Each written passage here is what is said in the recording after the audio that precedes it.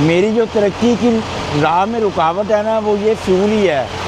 तबाही फेरी पड़ी है फ्यूल की जब से मैंने ट्रक लिया है। पता है कि मैं $300 US तो बचा ही लूँगा, तो $300 US में ना वो 400 कनेडियन बन जाते हैं। तो वो किस तरह वर्क वीज़ा लगा ये वो, तो ये बेसिकली मेरा कोई दोस्त था, उनके थ्रू मैंने लगवाया था। ठीक, सुबह के इस टाइम 6 बज रहे हैं और मैं उठ गया हूँ। हवा बड़ी ठंडी यक्ष चल रही है, मैंने हुडी भी नहीं पहनी। मैंने कहा बाहर तो मौसम सही है। अपना कॉफ़ी का कप लिया, धोएंगे, ट्रक के अंदर ही कॉफ़ी बनाएंगे और टूथब्रश वगैरह करना है। रात को इसी कंपनी के अंदर मैं सोया था और किसी ने भी मुझे तंग नहीं किया। तो अपना व्लॉग यहीं से शुरू करते हैं। टूथब्रश वगैरह कर लिया है, हर चीज़ ओके हो गई है। अब बस जो है ना मैंने कॉफ़ी बनानी है, अपनी कॉफ़ी बनाते हैं। टूथब्रश ऊपर रखते हैं, ये इसकी जगह है, ठीक है। और मेरे पास जो फ्यूल है ना, वो भी सिर्फ 1 क्वार्टर रह गया। वो जो है ना मुझे फ्यूल डलवाना है और मैं सारी रात चेक करता रहूँ कि जिस रूट से मैंने जाना है उसके ऊपर फ्यूल जो है वो सस्ता लगा हुआ है कि नहीं लगा हुआ। पर भाई कहीं मिल ही नहीं रहा सस्ता, तो हमें ना डलवाना पड़ेगा थोड़ा थोड़ा करके ना फ्यूल। जैसे जैसे मिलता है हम डलवाई जाएंगे। इसे फ्यूल तो डलवाना है। रीफिल के अंदर भी हाफ से थोड़ा सा नीचे आया हुआ है फ्यूल, तो फ्यूलिंग तो भाई करवानी पड़ेगी। फ्यूलिंग के बगैर तो गुजारा नहीं है। इसमें वो डालते हैं पानी और जो है ना कॉफ़ी बनाओ भाई। कॉफ़ी मिल जाएगा मुझे।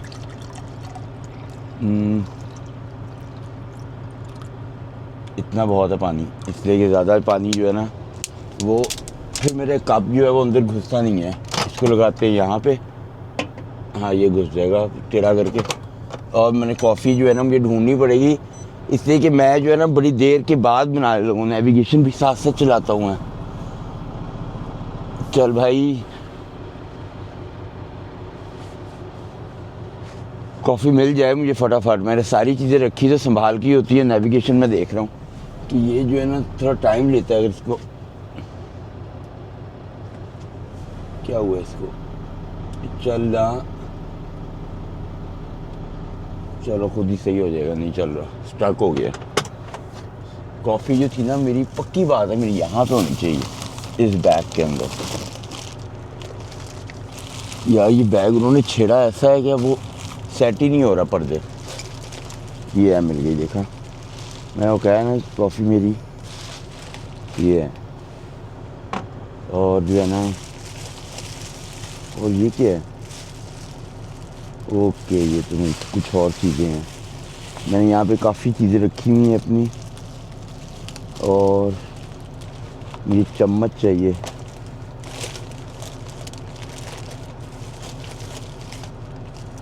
ये भी निकाल के रखेंगे भाई। फ़ोन वाला लगाएंगे। ये मिल गया मुझे, ये मैं ढूंढ रहा था अपना।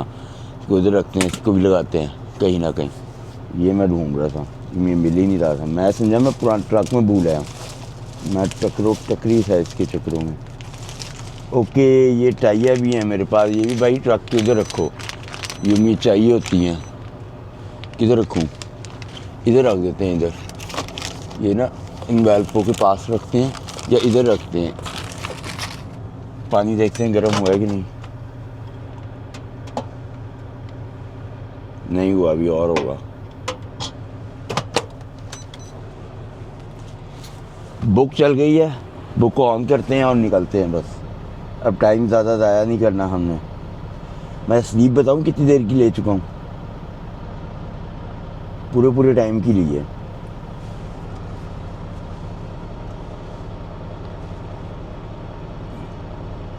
बुक के बारे में मेरे से पूछ रहे थे। बुक के बारे में मैं पहले बहुत दफ़ा बता चुका हूँ कि जो बुक होती है 11 आवर्स होते हैं यूएस के अंदर, और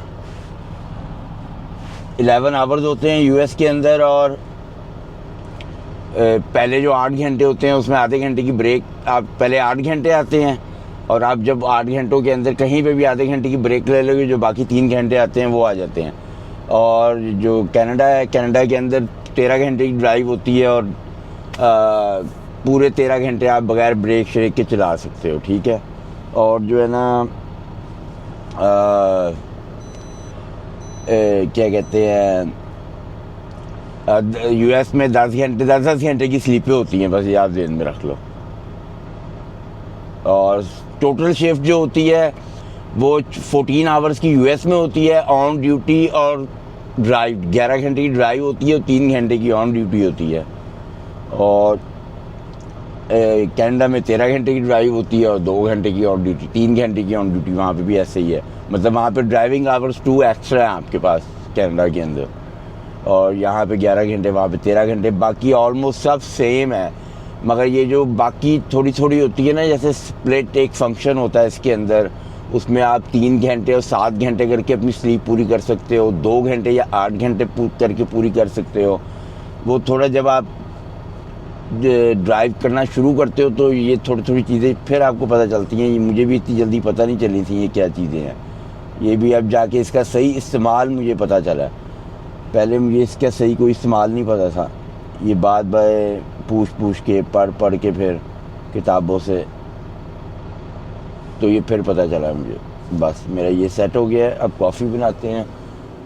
कॉफ़ी के लिए मैं चम्मच ढूंढ रहा था, वो चम्मच जो है ना ये मिल ही गए हैं मुझे। इससे बनाते हैं कॉफ़ी। ये फेंको कूड़े में।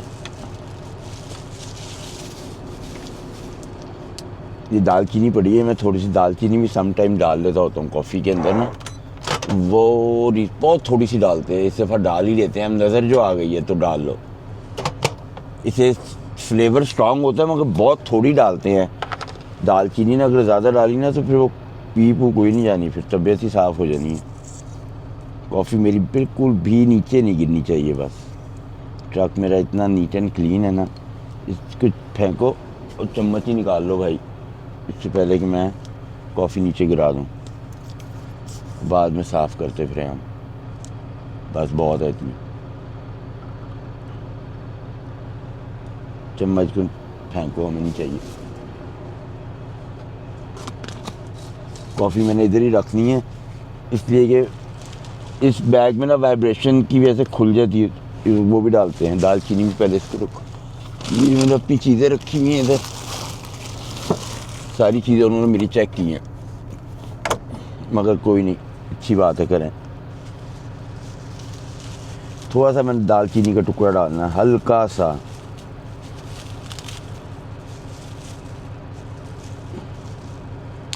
बस ये भी ज़्यादा लग रहा है, पर खैर है।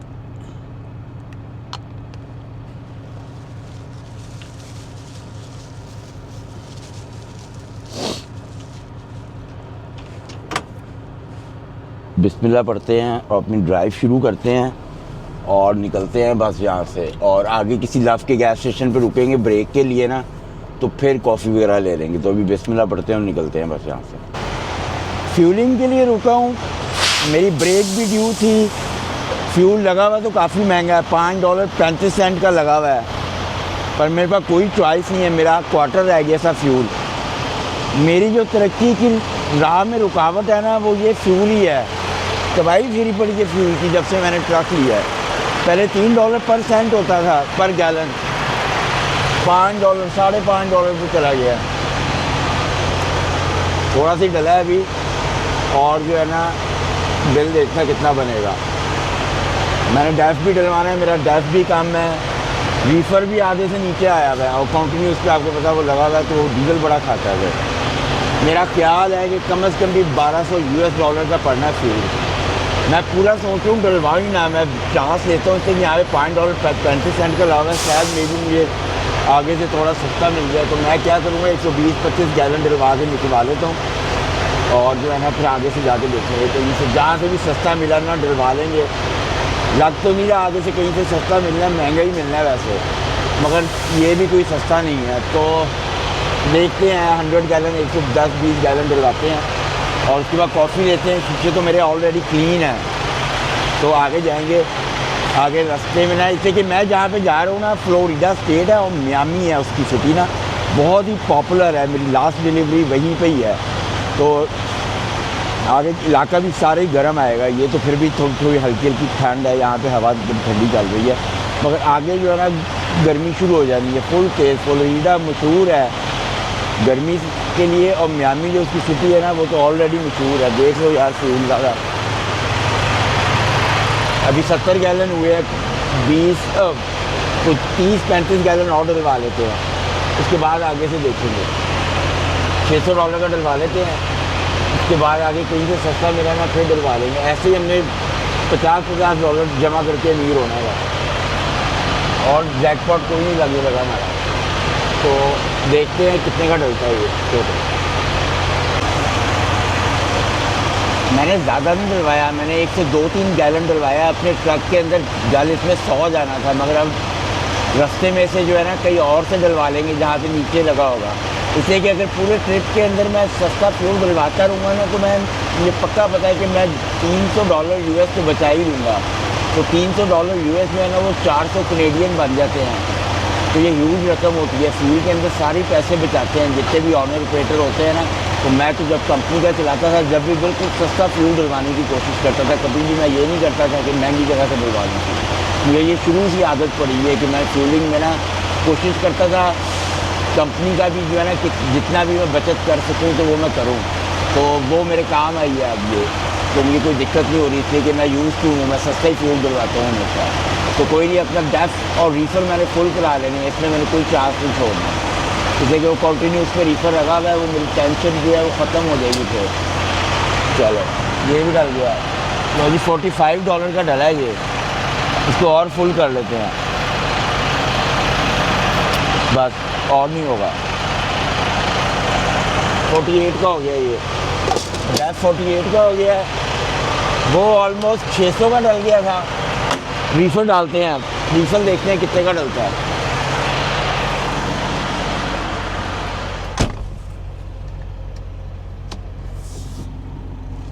टेढ़ा मेरा ही खड़ा है मेरा ट्रक।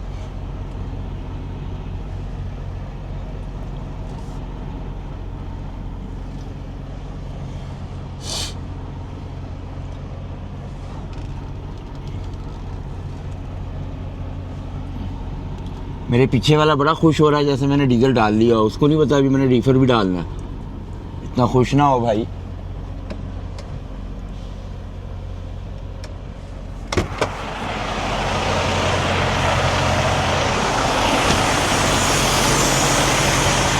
ये है मेरे रीफर वाला, और ओहो अभी गिरने ही लगा था, मैं कल दवा दिखा के। चल खुल जा भाई। ये हॉर्न कौन मिला रहा है? ज़्यादा ही आगे ले आया हूँ मैं इसको, पता नहीं पाइप आता भी है कि नहीं। बड़ा डलना है, इसने तबाही फेर देनी है। चल भाई, ये जो है ना आधे से नीचे है। टोटल बिल देखने कितना बनता है भाई। यहाँ पे रश लगा हुआ, लोग चक्रों टकरी हुए हुए हैं। दो तो ओके, अच्छा 2 ख़राब हो गए हैं जिसकी वजह से ना इन्होंने, मेरे जो साइड के 2 वाले हैं ना पंप, वो दोनों ख़राब हुए हैं, उसको सही कर रहे हैं। ये डल रहा है, इसने बड़ा डलना है, अभी इसने तबाही फेर देनी है डल के। हल्की हल्की ठंड हुई हुई है। चल यार अभी आधा भी नहीं हुआ, साल लगा लो आप, कितना ये नीचे आया हुआ था। अभी मैंने सिर्फ 3 घंटे चलाए हैं, पूरे 8 घंटे मेरे पास पड़े हुए हैं। मेरा फ्यूल जो था क्वार्टर पे आ गया था। मैंने कहा यार मैं चांस ना लूँ, मैं जो अगले पंप देख रहा था ना वो $5.5 पे लगे हुए थे।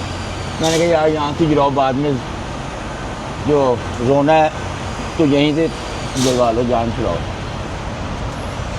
तो जी ये अभी 60 का तो हो गया, अभी हाफ पे आया है, इसने बड़ा ज़्यादा डलना है, बहुत डलना है, इसमें तबाही फेर देनी है। देखना टोटल बिलिंग ये मेरा लगता है $800 का बन जाना है। 700 का 600 का वो बन गया था, 50 वो 650 और 150 ये डलना है। 650 700 800 1000 कैनेडियन हो गए समझो। डली जा रहा है भाई, वो नहीं रुक रहा। 100 हो गया, 100। शुक्र है सुई ऊपर गई है काफ़ी अब, मगर अभी भी क्वार्टर रह गया है। 110 हो गया। चलो भाई चलो। अब डीजल जरा मुझे मिल जाए ना, वेनेजुएला वाला जो है, मज़ा आ जाए फिर। हैं फोन आ गया किसी का, बाद में करता हूँ इनको। 130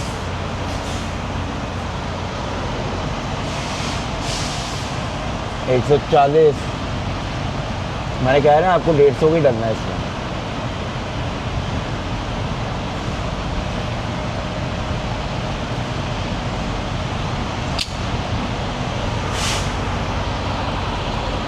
$150 की डला सर, 143 का।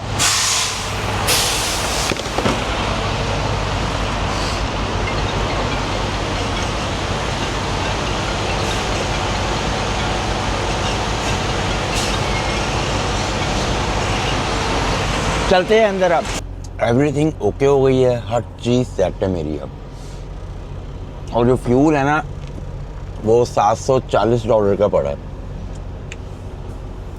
ये मैंने सारी चीज़ें याद करके रखना, एंड में देखना है कि ट्रिप में कितना फ्यूल लगता है।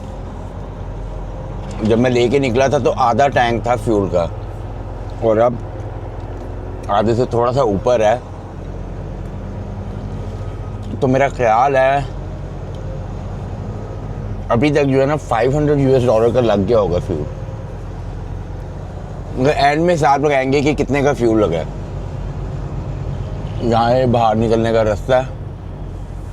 लव वालों ने ऑयल टैंक भी अपने वाले अपने ही रखे हैं, उन्हीं से डिलीवरियाँ आती हैं ना।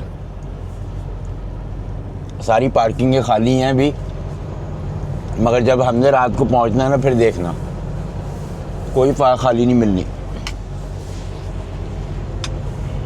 यहाँ से मैंने बाहर निकलना है, फिर लेफ्ट होना है, फिर आगे राइट हाईवे पे चढ़ना है। मैंने मुझे लग रहा भूल गया हूँ वैसे मैं।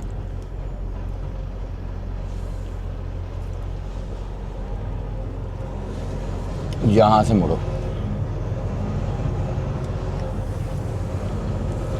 यहाँ से मुड़ो और यहाँ से आगे सामने टीए का है। टीए पे भी सेम ही प्राइस लगी हुई है फ्यूल की। मगर अब ये है कि मेरा जो ट्रक है ना ये कम से कम भी 2000 किलोमीटर चले ही चले, कोई चांस नहीं है। मगर ये 1914 किलोमीटर बता रहा है, अभी चलेगा। मगर जब पे हाईवे पे जाऊंगा ना, जैसे कि मेरे पास वेट भी कोई इतना ज़्यादा नहीं है, कुछ सामान निकल भी चुका है तो लाइट वेट है मेरे पास ना, तो ये फ्यूल इतना खाएगा नहीं। और टोटल अभी भी हमारे पास काफ़ी 2100 किलोमीटर पड़े हुए हैं हमारे पास जो हमें ड्राइव करनी है। तो उम्मीद है कि ये जो है ना हमें इस फ्यूल में उधर ले जाएगा, पर हमने पहले ही डलवा लेना फ्यूल। उसकी वजह यह है कि फ्लोरिडा के अंदर तो तबाही मची हुई होगी फ्यूल की, मुझे लगता है बहुत महंगा होगा, तो वहाँ पे तो हमने चांस ही नहीं लेना। मैंने एक जगह रास्ते में देखा है, मेरा ख्याल कल वो हमें जगह मिलेगी, वहाँ पे ना $5 का लगा हुआ है। तो कोशिश करनी है कि वहाँ से हर चीज़ फिर फुल दोबारा कराएं, और जब वापस आएँ तो फिर वहीं से ही करवाएँ, तो हमें फ़ायदा होगा इसमें। अदरवाइज़ गए समझो। निकालो भाई, उधर से भी गाड़ी बड़ी तेज़ आ रही है, इधर से भी बड़ी तेज़ आ रही है।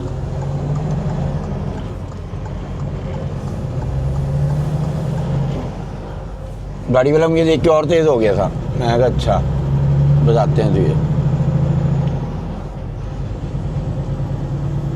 ये देखिए ये टीए वालों का ना वो है, ये टीए तो नहीं है, कोई और लग रहा है मुझे। टीए का बोर्ड तो वहाँ पे लग रहा है, हाँ टीए ही है। टीए भी जो है ना यार, इसको हल्का करो, बहुत यक हुआ भाई ये।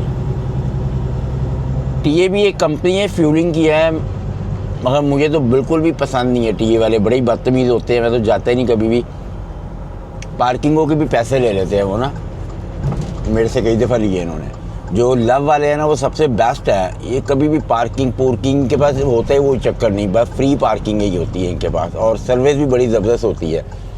और जो दूसरे नंबर पे आते हैं वो फ्लाइंग जे वाले आते हैं, वो सबसे बेस्ट है। फ्लाइंग जे सबसे बेस्ट तो नहीं है, मतलब कि लव सबसे बेस्ट है। अब ये देखिए ये अननोन लगा हुआ है, गैस स्टेशन है कोई, इसका नाम है कैंपस, ठीक है। इसके ऊपर $4.97 का लगा हुआ है। तो ये आप देख लो कि इन्होंने हमें दिया है 38 सेंट पर गैलन महंगा दिया है लव वालों ने।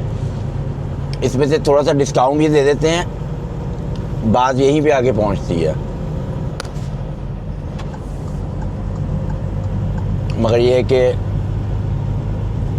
ये जो अननोन वाले होते हैं ना, यहाँ से अगर आप डलवाओ तो यहाँ से सस्ता पड़ता है, मगर मैं यहाँ से डलवा नहीं सकता क्योंकि मेरी कंपनी मुझे अलाउ नहीं करती यहाँ से डलवाने के लिए। सिर्फ लव से ही मैं डलवा सकता हूँ। तो मुझे फिर लव ही ढूंढने पड़ेंगे जहाँ पे सस्ते लव है, वो ही ढूंढना पड़ेगा। ये जो हाईवे है ना, इस हाईवे का नाम है I-65।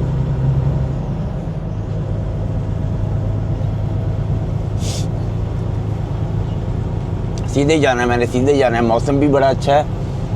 इसको ऊपर करो यार, ये मेरे मुंह पे पड़ रही हैं हवाएं।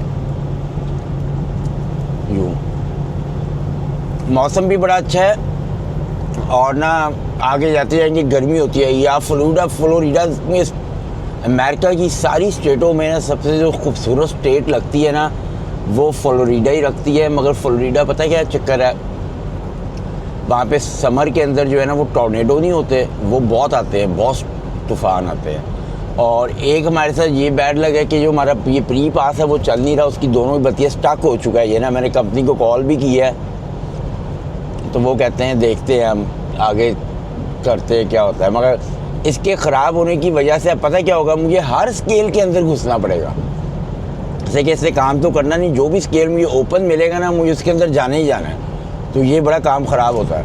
तो देखते हैं, अगर ये कल परसों तक सही ना हुआ तो वापस जाके इसको उतार लेंगे और वो कंपनी वालों को कहेंगे भाई हमें दूसरा दें। तो जब मैं उनसे लेके आया था ना, जब ये अच्छी सिचुएशन में नहीं था, पोजीशन में, ये टूटा हुआ भी है साइड से थोड़ा सा ना, तो जब वापसी उनको पहले ही बता देंगे कि भाई हमारा रेडी करके रखो, हमें दूसरा दो। इससे कि ये बहुत ज़रूरी है, इसके बगैर जो है ना वो गुजारा ही नहीं है भाई। ये तो आपको स्केल वाले बाईपास कर दें और आपका ये काम ना कराओ, आप अंदर चले जाओ, वो एम ही आपको रोक देते, टिकटें आपको मिल जाए मुफ्त की, कोई नुक्स निकाल दें वो ट्रक में। तो बेहतर है कि वो प्री पास तो होना लाजमी है। कॉफ़ी पी के देखते हैं। ये मेरे मतलब वाली कॉफ़ी मिली है मुझे यहाँ से। सही है। ये लव का गैस स्टेशन भी अच्छा था, अंदर से बेहतरीन था।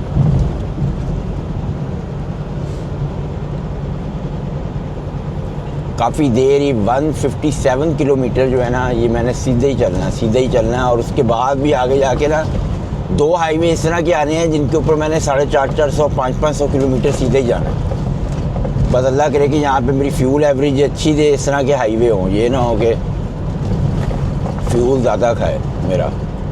अभी तो हाईवे की हालत बुरी ही है, मगर फ्यूल अगर इसने अच्छा किया ना फिर मज़ा आ जाएगा। अगर फ्यूल ज़्यादा खाया ना फिर मसला बहुत ख़राब होगा। उम्मीद है कि फ्यूल अच्छा करेगा, ये इतना बुरा करेगा नहीं। तो वो आगे जाके पता चलेगा, जैसे ये थोड़ी थोड़ी चढ़ाइयाँ आती हैं ना, इस पर फ्यूल ज़्यादा खाता है। और जो मेरा ट्रिप है ना, मुझे लगता है कि इस पूरे ट्रिप के अंदर ना इसने $2,000 का खा जाना। 740 का भी लग गया, ठीक है, और $1,100-1,300 का और लग जाना। देख, $2,000 का मतलब है कोई 2600 कनेडियन डॉलर ऑलमोस्ट। हाँ, 2600 कनेडियन, 2500-2600 कनेडियन बनते हैं वो। तो देखते हैं अब कि कितना खाता है और क्या एवरेज बनती है। जैसे कि आपको देखें ना, मैं हर उसमें डिफरेंट ही मुझे मिलते हैं। बत्तख मरी हुई थी, बत्तख नहीं होती, बत्तख, ये गूस थी, में भी गूस थी बेचारी, किसी गाड़ी के नीचे आ गई है वो। यार ठंडा बहुत कर रहा है। तो वो जो है ना डिफरेंट ही है। पिछली बार टेक्सास गया था, इस बार फ्लोरिडा आ गया है। और अब जाके देखेंगे क्या हिसाब किताब बनता है, कितने दिनों में ट्रिप ख़त्म होता है। इसलिए कि कल परसों मेरी मॉर्निंग की डिलीवरी है, फिर मैं पिकअप करूँगा। फिर पिकअप करने के बाद पता नहीं कितनी ड्राइवें होंगी मेरी वापसी की। मेरा ख्याल है 2-2.5 ड्राइवें होंगी मेरी वापसी की। और वापसी जिस साइड से मैंने आना है वो है भी माउंटेन एरिया, वहाँ पे फ्यूल ज़्यादा खाता है। तो देखते हैं फ्यूल की एवरेज क्या देता है। देखिए अभी तो ये जो है ना थोड़ी चढ़ाई है, तो इस पर ज़्यादा फ्यूल खा रहा है। तो मगर देखेंगे आगे जाके पता चलेगा हमें कि फ्यूल की एवरेज क्या देता है ये सही। गाड़ी वाला घुसने की कोशिश कर रहा था, मैं जा रहा हूँ तो वो दूर खड़ा है, फिर वो कह रहा था कि मैं निकलूँ पहले। ये देखिए इसने फ्लैट बेल्ट है, बड़ा ही रिस्की ये लेके जा रहा है सामान है, मार्बल है, स्टोन है, बांधे हुए हैं पर हिल रहे हैं। वो गोरा है मगर, इसलिए कि ये जो है ना ये बड़ी फ्लैट बेल्ट बड़ी जिम्मेदारी का काम है। इसके ऊपर से कोई पत्थर या मार्बल गिर गया, किसी गाड़ी गुड़ी को हिट हो गया तो इसका लाइसेंस जो है वो सस्पेंड है। फ्लोरिडा रास्ते के अंदर में बहुत खूबसूरत सीन नज़र आएंगे, इसलिए ग्रीनरी इतनी ज़्यादा हो जाएगी वहाँ पे, गर्मी होगी, मज़ा आ जाएगा वहाँ पे फ्लोरिडा के अंदर। मगर यह है कि फ्लोरिडा जो है ना वो अमेरिका की उन स्टेटों में आती है जिनमें ना अमीर लोग रहते हैं, और ये बड़ी महंगी स्टेट है फ्लोरिडा जो है। तो ड्राइव अपनी कंटिन्यू करते हैं और चलते हैं और जाके देखते हैं क्या बनता है। कुछ कमेंट्स आए हुए थे जिसमें वो मेरे से पूछ रहे थे कि ना आप जो है ना क्या कहते हैं कनाडा जो है वो किस तरह वर्क वीज़ा लगा ये वो। तो ये बेसिकली मेरा कोई दोस्त था, उनके थ्रू मैंने लगवाया था, ठीक है ना। तो मुझे इतना नहीं पता, हाँ मेरे पैसे लगे थे। मुझे जिस 2018 की बात है जब मैं आया था इधर, तो उस टाइम तो इतने पैसे नहीं लगे थे मेरे, मगर अब जो है सुनने में आया कि काफ़ी पैसे लगते हैं, और अब तो वैसे भी सुनने में आया कि बहुत मुश्किल से लगता है वीज़ा वगैरह जो है। और दूसरा ये था कि वो जो था ना यहाँ पे जो था ना, मैं मेरे जो कुछ मेरे मतलब के दोस्त थे, उसका कोई आगे से कज़न रहता था यहाँ पे, तो मैं उसके पास आया था और सीधा ही मैं टोरंटो एयरपोर्ट पे उतरा था, और टोरंटो एयरपोर्ट से ही मैंने जो है ना इधर ही रहा हूँ मैं। उसके बाद मैं कहीं पे भी मूव नहीं हुआ, मतलब कि जो मिसिसागा जिधर मैं रहता हूँ ये बिल्कुल टोरंटो के साथ ही है। मेरे घर से जो है ना टोरंटो में 10 या 15 मिनट की ड्राइव होगी, और जो टोरंटो एयरपोर्ट है वो भी 15-20 मिनट की ड्राइव है सिर्फ। और जो है ना शुरू से मैं यहीं पे रहा हूँ, मैंने कोई सिटी अपनी चेंज ही नहीं की। इसलिए मिसिसागा जो है ना वो मुझे इतनी पसंद है सिटी। उसकी आवाज़ें कैसे निकल रही हैं ट्रक की। मिसिसागा सिटी जो है ना वो मुझे इतनी पसंद है इसलिए कि बहुत ही सोबर लोग रहते हैं, और यहाँ पे जो है ना जो ड्रेसिंग है वो भी बहुत ज़्यादा सोबर है। यहाँ पे मुस्लिम कम्युनिटी ज़्यादा रहती है, गोरे भी हैं, इंडियंस भी हैं, मगर उनका जो स्टैंडर्ड है ना वो काफ़ी हाई है मिसिसागा। इसलिए मिसिसागा जो है ना वो काफ़ी अच्छी सिटी में आता है। मतलब कि मुझे तो ओंटारियो स्टेट के अंदर अगर आप पूछोगे ना कि कौन सी बेस्ट लगती है, और मैंने जब अपना घर लूँगा तो मैं पूरी कोशिश करूँगा कि मिसिसागा के अंदर ही लूँ, इसलिए कि मुझे बहुत पसंद है। एक तो बहुत ही खुला खुला बना हुआ है मिसिसागा, और सिस्टम वगैरह बहुत ज़बरदस्त है इनका ना, और लोग भी सब सोबर हैं यहाँ पे ना। तो इसकी वजह से मुझे ये मिसिसागा जो है बहुत पसंद है, और शुरू से ही मैं मिसिसागा में रहा हूँ। और मैंने जो है ना शुरू में जिधर मैं रहा था थोड़ा थोड़ा ही मैंने एरिया चेंज किया है, एक ही एरिया के अंदर ज़्यादातर मैंने चेंज किए हैं घर, इसलिए कि जिस एरिया में मैं आया था वो एरिया मुझे बहुत ही पसंद था, तो मैं उससे बाहर निकला ही नहीं। मैं उसी एरिया के अंदर जो था ना रहता रहा हूँ। 2-4 किलोमीटर इधर चला गया, उधर चला गया, 2-3 दफ़ा ही घर चेंज किए हैं। दैट्स इट, ये मेरा तीसरा ही है जहाँ पे अब मैं रह रहा हूँ। तो इसके बाद जो है इंशाल्लाह अपने घर के अंदर ही जाएंगे। तो और उसके अलावा जो है यहाँ पे आके काफ़ी स्ट्रगलिंग की थी। पीआर जो लिया था उसके लिए बड़ी मेहनत की थी, और मेरे आते ही इधर कोविड आ गया था। कोविड की वजह से जितना भी इनका सिस्टम था ना वो सब डाउन, इन्होंने काम करना इमिग्रेशन के ऊपर बंद कर दिया था कनाडा ने। मगर ये था कि उसकी वजह से मेरा पीआर थोड़ा लेट हो गया था, मगर मुझे पीआर मिले भी मेरे 5 साल तो हो गए होंगे, और अब तो मेरी सिटीज़न भी हो गई है। तो और जो मेरी फैमिली थी वो भी मेरे 3 साल के बाद जो थी वो मेरी फैमिली भी सारी आ गई थी इधर। और जो है ना पीआर के लिए काफ़ी स्ट्रगलिंग की थी, बहुत धक्के धुक्के खाए थे मैंने लॉयर वगैरह के पास जाने के लिए। और जो था ना मैंने शुरू से मतलब कि जब पहले 1-2 साल तो मैं सोच ही नहीं सकता था ना कि मैं ट्रक पे चढ़ूँगा, पहले 5-6 महीने तो मैंने सोचा भी नहीं था कि ट्रक पे चढ़ूँगा। मुझे पता था इस पे चढ़ना बहुत ज़्यादा मुश्किल होता है।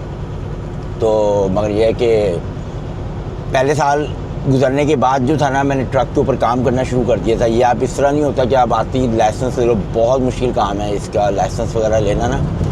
इसलिए कि पहले आपको गाड़ी का लाइसेंस लेना पड़ेगा। गाड़ी का यहाँ पे गाड़ी के 3 किस्म के लाइसेंस होते हैं। पहले आपको G1 लेना पड़ेगा, फिर G2 लोगे आप, फिर G लोगे, फिर G के बाद एक और लाइसेंस होता है जो डंप ट्रक नहीं होते उनका, और डंप ट्रक और एक बस, उसको क्या कहते हैं मुझे नहीं पता, फिर वो लाइसेंस लेना पड़ता है। AD बोलते हैं उसे लाइसेंस, मुझे नहीं पता उसको क्या बोलते हैं।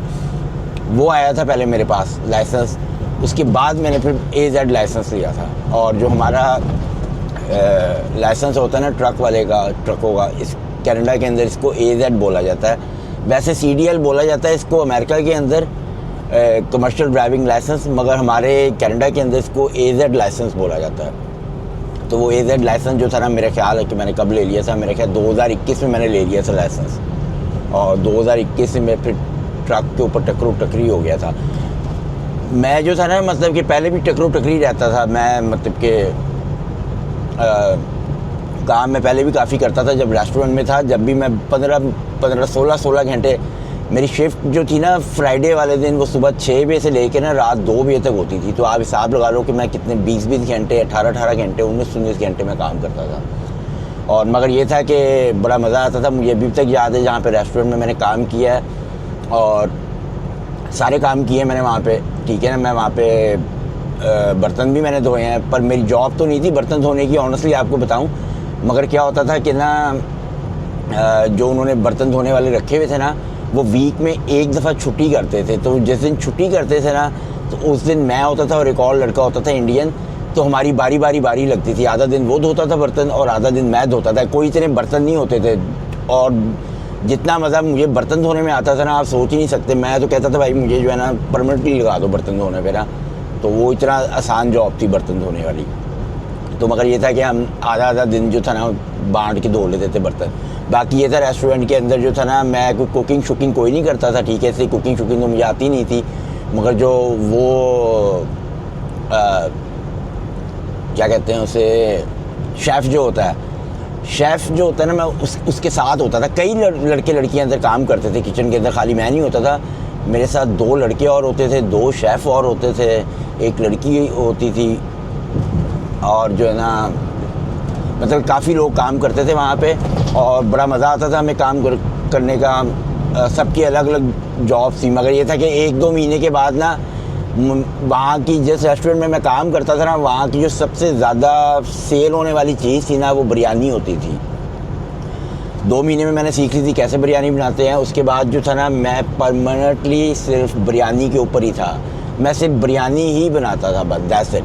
और मेरी वो कोई इतना मतलब कि मुश्किल काम नहीं होता था बिरयानी बनाना। ऐसे कि वहाँ पे सब टाइमर लगे होते थे, बस आपने टाइमरों के हिसाब से लगा देना। बिरयानी ऐसे कमाल बन के निकलती थी।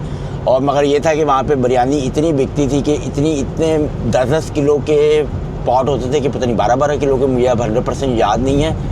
वो जो थे ना, दिन में 10-10 बनाने पड़ते थे। और वो जो पॉट बनते थे ना, वो जो जैसे मैं बना रहा हूँ, तो वो मैंने डिश आउट भी मैंने ही करने होते थे। मतलब कि डब्बों के अंदर निकाल के 3 किस्म की बिरयानियाँ उसमें से निकलती थी पॉट में से, जिसमें से एक होती थी स्पाइसी, एक होती थी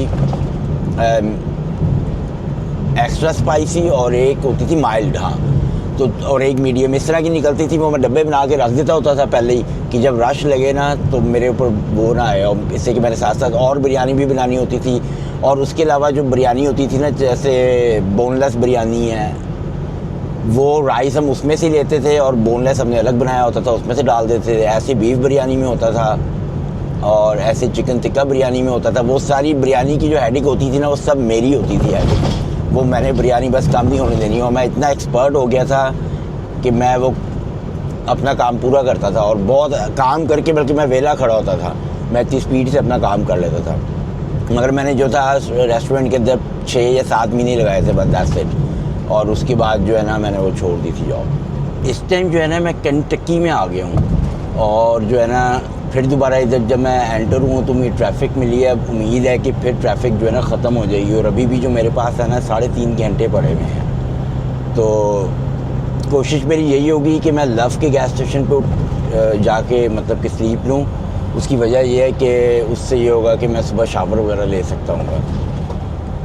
और जो है आहिस्ता आहिस्ता जो है ना इस टाइम जो है ना वो क्या टाइम हो गया है, 7:10 हो गए हैं। और सूरज जो है ना वो चला गया, मतलब कि आहिस्ता आहिस्ता आधे घंटे में मुझे लगता है अंधेरा हो जाएगा। तो देखते हैं कि कौन सा लव का गैस स्टेशन है जो मिलेगा जहाँ पे हम स्लीप लेंगे। और दूसरी बात ये कि अब सारा आप देख रहे हो ग्रीनरी, जैसे जैसे मैं आगे जाता जाऊँगा ना ग्रीनरी बढ़ती जाएगी और गर्मी ज़्यादा होती जाएगी। अब 26 टेम्परेचर आ गया है। तो जैसे जैसे मैंने आगे जाना है अब सारी अब ग्रीनरी देखना ऐसी ज़बरदस्त हो जाएगी ना आगे, ज़बरदस्त मुझे वो मिलनी है ग्रीनरी जो है। इसलिए कि जो वेदर है सब गर्म ही मिलना है आगे, सारे गर्म इलाके ही आ गए। तो बस यहाँ से मुझे उम्मीद है, अभी मैंने 265 किलोमीटर इसी हाईवे के ऊपर चलना है। हाईवे है I-65। इन हाईवे वगैरह के बारे में ना मुझे इतना ज़्यादा पता नहीं है, इससे कि आपको पता ही है कि फ्लोरिडा वगैरह में गया हुआ तो कई दफ़ा हूँ, मगर मैं इतना रेगुलर नहीं गया कि मुझे इनके बारे में पता हो। और इसके लिए जो है ना अगर आप फ्लोरिडा जाते हैं ना तो इसके लिए 2 हाईवे जाते हैं। एक आप वहाँ से नियाग्रा वाला बॉर्डर क्रॉस करते हो, 90 से आगे जा सकते हो, और एक आप विंडसर वाला बॉर्डर क्रॉस करके ना आप यहाँ से जा सकते हो। तो अगर तो मैंने डायरेक्ट भी जाना होता ना फ्लोरिडा तो मैं यही वाला रूट लेता, इसलिए कि ये वाला रूट जो है ना इस पे हिले नहीं है। और जो दूसरा है ना क्या कहते हैं नियाग्रा के बॉर्डर से जो जाते हैं हम पेंसिल्वेनिया न्यूयॉर्क वगैरह से होते हुए, तो वो वहाँ पे हिले बहुत ज़्यादा है। वहाँ पे जो ट्रक है ना वो फ्यूल बहुत ज़्यादा खाता है। तो ये वाला जो है ना सबसे बेस्ट है। मगर वापसी का हमें नहीं पता कि वापसी जो है हमें वो छोटा पड़े रास्ता, तो हम वहाँ से ही आए वापस जो है। मगर जाने के लिए ये आइडियल था, तो जिसकी वजह से मैंने यही यूज़ किया। और जो हमारी एक डिलीवरी थी वो शिकागो में भी थी, तो जिसकी वजह से हमें यहीं से ही आना पड़ना था। लेन चेंज करो भाई, निकलो, इसलिए कि मेरे जो है ना ऑलरेडी 1 घंटा तो मेरा ज़ाया हो गया है। तो मैं आज 350 और भी चला लेता हूँ ना तो फिर भी 1400 किलोमीटर्स मेरे रह जाएंगे। और 1400 किलोमीटर जो है ना वो एक बारी में तो मैं चला नहीं सकता। फिर मैं अगले दिन कल चलाऊँगा। ये इधर आने का क्यों सोच रहा है मुझे ये समझ नहीं आ रही है ट्रक वाला। इसको जाने दें कि रहने दो। चलो देखा उसने कहाँ से अंदर आया, वो उसकी बनती नहीं थी आना, मगर वो आ ही गया। चलो उसको जगह चाहिए थी, ठीक है इसने दे दी है। मैंने भी ज़्यादा इसे तंग नहीं किया, मगर उसकी लेन ख़त्म हो रही थी उस ट्रक वाले की ना, तो अच्छा हुआ, मुझे तो पता नहीं था, नहीं तो मैं फ़ौरन स्लो करके उसको जगह देता। चलो शुक्र है भाई, अब स्पीड लिमिट थोड़ी ज़्यादा हुई है। बंदा जो है ना वो सारी ट्रैफिक जो है ना थोड़ी तेज़ तेज़ चलेगी अब। और अल्लाह करके ये ऐसे चलती रहे और जो है ना कोई अच्छा सा बड़ी पार्किंग वाला लव का गैस स्टेशन मिले ना कि वहाँ पे जाके सोऊं। इसलिए कि मैंने कल भी शावर नहीं लिया हुआ, तो मैं और मेरी ड्राइव अभी काफ़ी लंबी है और कल की तो बहुत ही लंबी होगी। तो उसके लिए ना मुझे शावर मैं ले लूँगा ना, एक बार फ्रेश हो जाऊँगा तो बिल्कुल सही ड्राइव करूँगा। और उम्मीद है कि केंटकी के अंदर ना मैंने देखा था कि फ्यूल प्राइस थोड़ी लो है, तो अगर तो यहाँ पे $5 तक हुई ना तो मैं बाकी सब फुल यहाँ से टैंक करवा लूँगा। इससे कि फिर मैं चांस नहीं लूँगा कि मैं आगे, इससे कि मुझे आगे पता है कि आगे महंगी ही मिलनी है। तो और आगे जब हम जाएंगे ना तो आगे इतने खूबसूरत घर नज़र आने हैं ना, बल्कि अभी भी मुझे साइडों पे नज़र आ रहे हैं। और जो मेरी कूलिंग का सिस्टम है ना, ये मैं एसी चलाता हूँ, मुझे ठंड लगती है, बंद करता हूँ तो मुझे जो है ना वो लगती है। मैं इधर जाता हूँ लेन में, इसलिए कि भाई मेरे पास कोई चॉइस नहीं है, मैं इस लेन में जाऊँ, मैं काटूँ। आगे जो राइट पे बीच वाली लेन में चल रहे हैं ना, ये कई ट्रक इतना को स्लो चल रहे हैं, इनको मैं काट दूंगा ना आगे, मुझे लगता है ट्रैफिक सारी खुली भी होगी। बल्कि स्लो वाले ट्रकों को चाहिए कि वो राइट लेन में जाएं, मगर वो मिडिल में चल रहे हैं और बस सब जगह चली जा रहे हैं। तो जिसकी वजह से वो अगला वाला ट्रक भी है वो इस लेन में आके वो इनको ओवरटेक कर रहा है और मेरे पास भी कोई चॉइस नहीं है, मुझे इसी लेन में आना पड़ा। आगे एक फ्लाइंग जे का गैस स्टेशन आ रहा है, उसमें देखना प्राइस क्या लगी होगी। इससे कि मुझे लग रहा है, जैसे कि मैंने चेक किया था कि यहाँ पे जिस रूट पे मैं जा रहा हूँ यहाँ पे सबसे सस्ता मिलेगा यहाँ पे, और मेरे ख्याल टेनेसी, इसके बाद टेनेसी आना है तो यहाँ पे और टेनेसी में मिलेगा। मगर बीच में जो मैंने गैस स्टेशन देखे हैं वहाँ पे तो $5.80, $5.60 से नीचे कहीं पे भी नहीं था। यहाँ पे कितना लगा हुआ है नज़र ही नहीं आ रहा भाई, यहाँ पे तो नज़र ही नहीं आ रहा, वो उसके प्रिंट ही ख़राब हुआ हुआ है। यहाँ पे भी महंगा ही लगा हुआ है, $5 मेरा ख्याल है कि 70 सेंट के करीब लगा हुआ है। चलो अब इस लेन में आ जाते हैं भाई, इसमें कोई है तो नहीं ना, नहीं पीछे मेरे गाड़ियाँ हैं, इस लेन में आ जाते हैं आराम से। उधर देखिए कितनी ट्रैफिक ब्लॉक हुई हुई है, इसलिए कि उधर जिधर से मैं आ रहा हूँ ना उधर ट्रैफिक थी, स्लो थी, तो पता नहीं क्यों स्लो थी, मगर अब आगे चले जाएंगे ना मुझे लगता है कि ट्रैफिक सारी खुल जानी है। और शुक्र है उसको भी समझ आई है, वो भी राइट लेन में जा रहा है। चले ही जा भाई, चला गया, शुक्र है। इसलिए अगर वो ना जाता ना तो मुझे फिर जाके उधर लेफ़्ट लेन पे जाके मुझे चेंज करनी पड़नी थी। ये जो रूट है ना इस पर ट्रैफिक मिलती है आपको, मगर आपका डीजल जो है ना वो ट्रक कम खाएगा, इससे कि यहाँ पे हिले बहुत कम है। शायद आगे जाके थोड़ी मुझे मिले, मगर जो फ्लोरिडा है वो भी बिल्कुल ही प्लेन ही मिलेगा मुझे, वहाँ पे भी कोई इतनी ट्रैफिक नहीं मिलनी। और एक ये मेरा कैमरा बहुत बोलता है, ये बेफजूल ही बोलता है, स्पीड मेरी कोई ज़्यादा नहीं है, मगर इनको मैंने कंपनी वालों को कहा भी है कि इसकी कोई करें, वो कहते हैं कोई हल निकालते हैं। ये समटाइम खुद ब खुद ही बोलना शुरू कर देता है ये। और अभी जो ड्राइव है ना, अभी ड्राइव काफ़ी पड़ी हुई है, 3.5 घंटे की है, पर मैं फ्रेश हूँ, मेरे लिए 3.5 घंटे जो है ना वो कुछ भी नहीं है। 3.5 घंटे जो है ना वो मैं क्या कहता है आराम से चला लूँगा। एक दफ़ा मैं अनलोड हो जाऊँ ना तो फिर पिकअप करके वापसी, इसलिए कि कल का दिन तो मैंने ड्राइव करनी है, परसों वाला दिन जो होना है ना वो मेरा बड़ा हार्ड दिन होना है, इसलिए कि उसमें ना मुझे कम से कम 300 किलोमीटर चलाना भी पड़ेगा, और उसके बाद मुझे डिलीवरी भी करनी है, और फिर मुझे पिकअप भी करना होगा। तो वो मैंने जो है ना बहुत ही अर्ली मॉर्निंग पहुंचूंगा जहाँ पे मैंने डिलीवरी करनी है, वो मेरा फटाफट उतारेंगे, मेरे पास टाइम हो पिकअप के लिए, और मैं फटाफट पिकअप कर लूँगा ना एक बार, फिर सुकून हो जाएगा, फिर पता होगा कि सीधी ड्राइव करनी है और वापस जाना है, तो फिर कोई टेंशन नहीं है। और मुझे अभी सही तरह याद भी नहीं है कि फ्लोरिडा से अगर मैं टोरंटो जाऊंगा तो कितने किलोमीटर्स होगा। मेरा ख्याल है कि 2500-2600 किलोमीटर होगा। मुझे 2 स्लीपें लेनी पड़ेंगी, मैं एक स्लीप में आ भी नहीं सकता, तो काफ़ी लंबा ट्रिप हो जाएगा मुझे लग रहा है। ये 5 दिन तो लगे ही लगेंगे, पक्की बात है।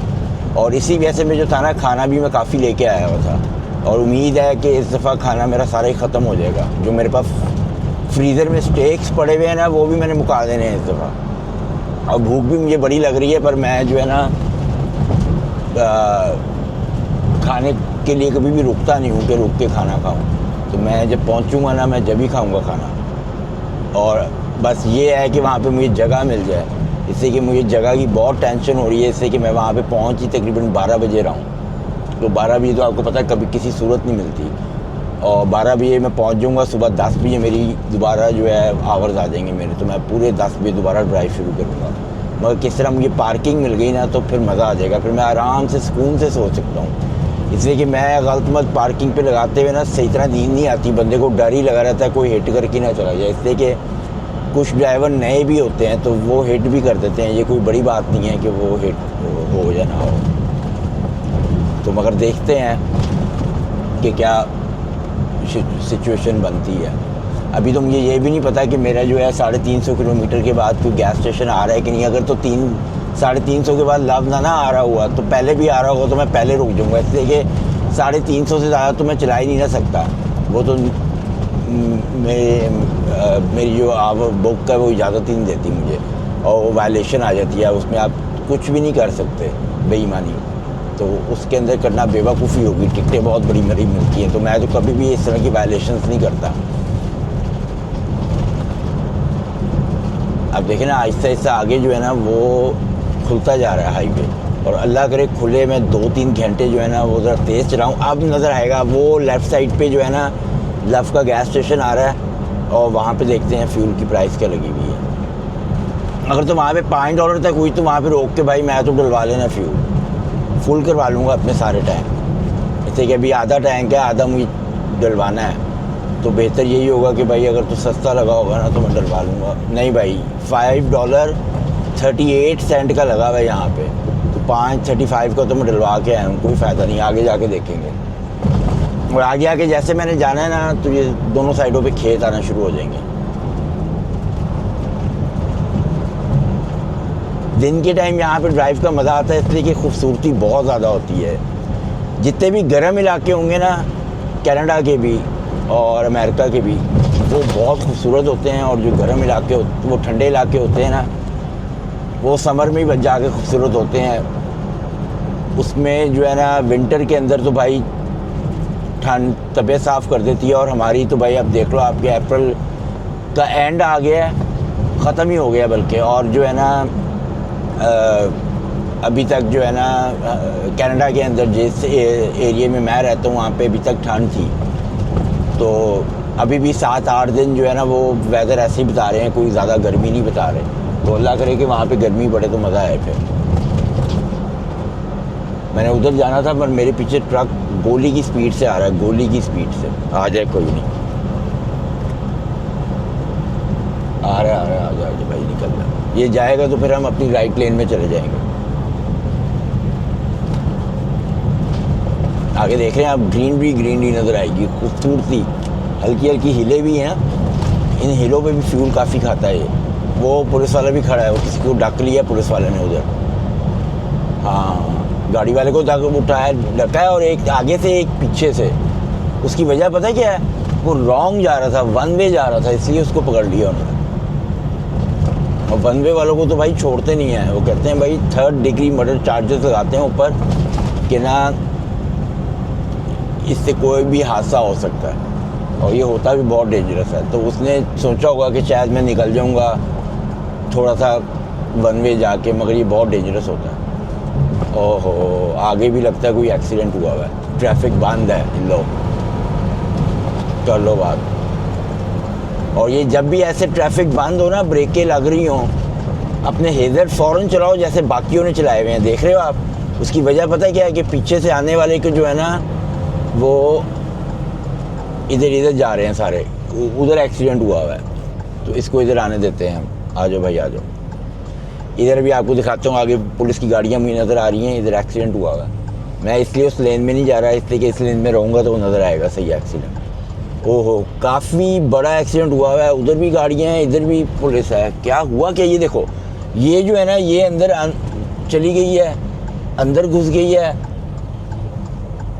डिच के अंदर, और काफ़ी बड़ा एक्सीडेंट हुआ है। मगर मुझे लगता है कि हम बच गए हैं, उस लेन में एक्सीडेंट हुआ है। इसको हेजर को अब बंद करते हैं, अब नज़र आएगा हुआ क्या।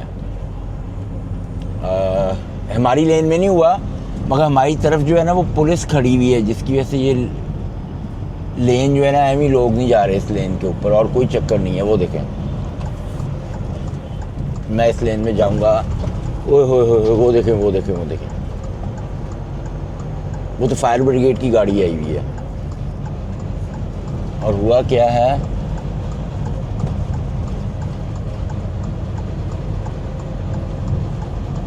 गाड़ी अंदर ही घुस गई है डिच के अंदर।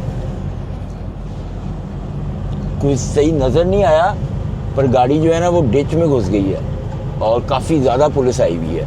और ये इनकी तो बेचारों की मंजी घूम गई ना, इधर वालों की। इनकी ट्रैफिक इतनी जल्दी नहीं खुलती, पुलिस वालों ने आराम आराम से काम करना, और करके फिर वो करेंगे इन्वेस्टिगेशन, और फिर ट्रैफिक एक लेन तो वो खोल देंगे, मगर एक लेन खोल भी देंगे तो ट्रैफिक यहाँ पे आप देखो, ताज़ा एक्सीडेंट हुआ है, 5-10 मिनट ही हुए होंगे, और लाइनें देख लें कितनी पीछे लग गई हैं। शुक्र है कि हमारी साइड पे नहीं हुआ, हमारी साइड पे होता तो ये हालत हमारी हुई भी होनी थी। और यहाँ की भी पुलिस वालों ने स्लो कर दी ट्रैफिक, इसलिए कि यहाँ पे आके एक पुलिस वाला खड़ा होता, उसको तो काम ही नहीं कि यहाँ पे आके खड़ा हो। यहाँ की भी तो ट्रैफिक जो है स्लो कर रहा है। वो देखिए लंबी लाइनें लग गई हैं, ये 5-7 मिनट में और लंबी लग जाएंगी, और पुलिस की गाड़ियाँ आ रही हैं। वो देखें, एक उधर से भी पुलिस की गाड़ी आ रही है। तो ड्राइव अपनी कंटिन्यू करते हैं, और जाके गैस स्टेशन ढूंढते हैं कि किस गैस स्टेशन पर रुकना। बारिश इतनी तेज़ हो गई है, अभी भी मेरे पास 2 घंटे पड़े हुए हैं, पर तूफ़ान आया हुआ है, इतना ज़बरदस्त तूफ़ान है कि विजिबिलिटी इतनी कम हो गई है और गाड़ियाँ इधर उधर बिखरी हुई हैं, और जो है ना वो गाड़ियों की लाइटें भी इतनी जल्दी नज़र नहीं आ रही, जिसकी वजह से मैंने स्पीड अपनी स्लो की हुई है। जैसे कि आपको नज़र आ रहा होगा 3 लेने हैं, तीनों में गाड़ियाँ चल रही हैं, वो ये नहीं कर रही, और बिजली देखे कैसी ज़बरदस्त चमक रही है, और विंड भी बड़ी तेज़ चल रही है। तो अभी भी मेरे पास 2 घंटे हैं, पर बहुत ही ध्यान से चलाना पड़ रहा है। उसकी वजह पता क्या है कि मैं स्लो ज़्यादा करना भी नहीं चाहता है, इससे कि तूफ़ान में ज़्यादा देर ड्राइव करना कोई अच्छी बात नहीं होती, ठीक है ना। तो कोशिश करो कि एज सुन एज पॉसिबल इस तूफ़ान आगे जाएंगे तो मे भी या तो ये हल्का हो जाएगा या ये ख़त्म हो जाएगा, 2 ही काम होंगे। तो इससे कि तेज़ तो यहाँ पे हो ही रहा है। तो मोस्टली यही होता है कि जब आप कंटिन्यूस ड्राइव करते रहते हो तो थोड़ी आगे जाके ना तूफ़ान ख़त्म हो जाता है। तो वही इन्हीं चक्करों में हूँ कि मैं बस तूफ़ान ख़त्म हो तो जान छूटे। उसकी वजह ये है कि ये देख रहे हैं आप, एक इधर ट्रक चल रहा है, ट्रक है गाड़ी है कुछ पता नहीं चल रहा है, ये ट्रक ही है और छोटा ट्रक का है, छोटा वाला ट्रक। हाँ, और ये इधर चल रहा है और सामने एक ट्रक चल रहा है, और साइड वाली तो गाड़ियों की लाइटें जो है ना वो तो नज़र ही नहीं आ रही, इतनी हालत बुरी हुई है। मैंने इसको काटना है, पर मैं काटना मुझे क्या है कि मुझे लेफ़्ट लेन में जाके इसको काटना पड़ेगा। उसकी वजह पता है क्या, राइट में भी ये गाड़ी चल रही है और ये मिडल में चल रहा है, और मैं इसके पीछे चलना नहीं चाहता। जैसे कि आगे बिल्कुल खाली है रोड, तो खाली रोड होगी वो ज़्यादा बेहतर है आपके लिए, बनिस्बत कि आप ट्रकों के पीछे चलाओ, जान छुड़ाओ इनसे।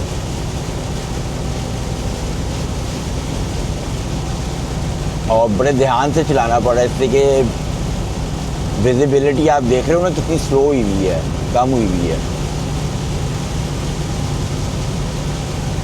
ख़त्म होने का नाम नहीं ले रही है। कोई आधा पौना घंटा हो गया मुझे इसी स्पीड से बारिश हो रही है। अब आगे जो है ना थोड़ा ध्यान से जाना पड़ेगा, इसलिए गाड़ियाँ नज़र आ रही हैं मुझे ना। जब गाड़ियाँ नज़र आ रही हो ना तो गाड़ियों से बचो। एक गाड़ी वाला इसी लेन में रख के चलाना पड़ेगा मुझे। उसकी वजह पता क्या है, वो मिडिल लेन में गाड़ी चल रही है और बहुत स्लो चल रही है, उसने ना अपने हेज़र ऑन किए हुए हैं, तो मुझे उसको काटना है।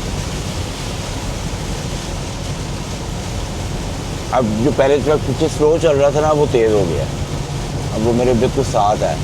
और लेन जब चेंज करो ना तो इस मौके पे बड़े ध्यान से लेन चेंज करनी है, लेकिन लोगों को भी सही नज़र नहीं आ रहा होता, तो लोग भी जो है ना वो गलत मल लेन चेंज करके आ जाते हैं समटाइम्स सामने। मगर ये देखिए मैं लेन चेंज कर लिया, वो जो गाड़ी वाला है ना वो अब उसको फिर मुझे काटना पड़ेगा, इसलिए कि राइट लेन में भी ट्रक है और मिडिल लेन में वो है। कोई नहीं, गाड़ी वाले को चाहिए राइट लेन में जाए अगर तुम्हें स्लो चलाना है तो, मगर आप देख लो इनका कोई हाल नहीं होता है। शुक्र है अभी ये बिल्कुल लेफ़्ट लेन में नहीं चला रहा, गाड़ी वाला है कि कोई गाड़ी वाला ही है। और मैंने तो भाई स्लो कर लिया इसके पास आते हुए। उसकी वजह पता है क्या है, इनका कुछ पता नहीं होता, ये एकदम ही पीछे नहीं देखते ये और लेन चेंज कर लेते होते हैं। ये बिजली देखे कैसे चमक रही है, तो भाई मची हुई है। चलो ये 2 गाड़ियाँ कटेंगी ना मेरी जान छूट जाएगी, दोनों बहुत स्लो चला रही हैं। चलो भाई चलो चलो निकलो निकलो। गैस स्टेशन भी जो है ना पूरे 200 किलोमीटर्स पे है। मैंने उसी वाले पे जाना है, इसलिए कि मेरे पास नहीं तो ड्राइव जो है वो काफ़ी ज़्यादा बच जाएगी बाद में। कई गाड़ियाँ कोई है तो नहीं उधर, अच्छी तरह चेक करो, डबल चेक करना है, डबल, फिर लेन चेंज करनी है। अब पता क्या करो, अब बिल्कुल राइट लेन में आ जाओ, इससे कोई भी नहीं है, बाकियों को मौका दो, जिससे जाना जाए वो तंग ना हो कि मैं मिडिल में चला रहा हूँ तो वो तंग हो। तो इस लेन में जब भी आपने पास करना है इस लेन में आ जाना है, ये नहीं कि आप कॉन्टीन्यूस उस लेन में। मेरे पीछे गाड़ी आ रही है बिल्कुल वेरी लेफ़्ट लेन में रख के चला रहे हैं गाड़ियाँ। मैं इस टाइम एटलांटा में हूँ और ना लव के गैस स्टेशन पे पहुँच गया हूँ, और ना मेरे पास सिर्फ 10 मिनट रह गए थे ड्राइव के लिए। और ये जो गैस स्टेशन था ना मैं आपको दिखाता हूँ, ये देखें फुल जाम पैक हुआ हुआ है और गलत मर्द ट्रक खड़े हुए हैं। उधर भी देखें, वो भी ट्रक किधर लगा के खड़ा हुआ है। सिर्फ एक ही पार्किंग थी और वो ये वाली पार्किंग थी जहाँ पे मैंने ट्रक लगाया, मगर ये पार्किंग काफ़ी ज़्यादा मुश्किल थी इसलिए कि आगे ट्रक लगे हुए हैं, तो इसको एल बना के टेल अंदर घुसानी थी। मैं यूँ क्रॉस जो है ना टेल अंदर नहीं घुसा सकता था, यूँ करके नहीं घुसा सकता था। मैंने यूँ करके बाहर से बिल्कुल सीधी करनी थी टेल और फिर मेरी अंदर घुसनी थी। अगर मैं यूँ क्रॉस घुसा दूँगा तो उधर लग जाएगी मेरा वो जो है, तो जिसकी वजह से यहाँ से सारे गुज़र के जा रहे थे मगर लगा कोई नहीं रहा था। मगर यह है कि मुझे देख के अंदाज़ा हो गया था कि ये मेरे से लग जाएगी। और जो था ना 2-4 दफ़ा मैं नीचे उतरा, मैंने चांस कोई नहीं लिया, ऐसे कि बड़ी मुश्किल होती है। ये दूसरी वाली साइड जो होती है ना ट्रक के बिल्कुल पास चली जाती है, तो आपने जो ये वाली साइड होती है ना, ये वाली, इसके बिल्कुल साथ रख के टेल जो है ना अंदर घुसानी होती है, बिल्कुल इसके क्लोज़ रख के। इसे दूसरी जो साइड होती है वो हमारे लिए ब्लाइंड होती है, वो नज़र नहीं आ रही होती, वो तुक्के के साथ ही घुसानी होती है। तो मगर यह है कि अल्लाह का शुक्र है घुस गई है, घुस गया अंदर और बिल्कुल सेट पार्क हो गया। अब यह है कि मुझे ना आराम से सुकून से मैं सो सकूँगा और सुबह जो है ना मेरी टेंशन नहीं होगी। अगर मैं गलत मत कहीं लगाता ना तो मुझे टेंशन लगी रहनी थी, यार कुछ ठोक ना जाए ये वो फलाने का। मगर अब अल्लाह का शुक्र है कि सुकून से मैं सो जाऊँगा। तो इसी के साथ जो है इस व्लॉग को ख़त्म करते हैं। आप अपना बहुत सारा ख्याल रखें। ब्लेस यू, अल्लाह हाफिज़। कल नए व्लॉग में आपके साथ मिलेंगे और बाकी सफ़र जो है वो तय करेंगे। अल्लाह हाफिज़।